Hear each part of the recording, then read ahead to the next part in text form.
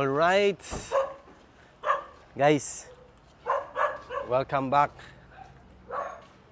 sa Unad. Maing buntag. Na si Unad?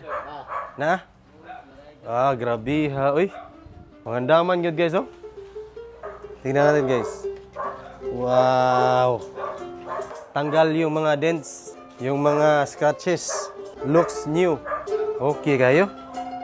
Ninduta na guys. Uy! Si Unad. So actually, natapos to last week pa. Kasi medyo na busy lang, hindi natin nakuha.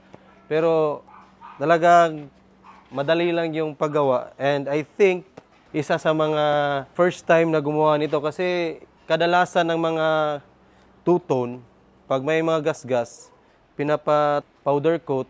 So isang kulay lang. But this time, pina-retain natin yung original design niya kasi sayang yung design ng mugs. So, ginawa nila is tinanggal nila yung parang top coat at saka tinanggal yung diamond cutting. So, ngayon, napakaganda na ng finish niya guys. Oh. Tignan nyo naman yan. Yan.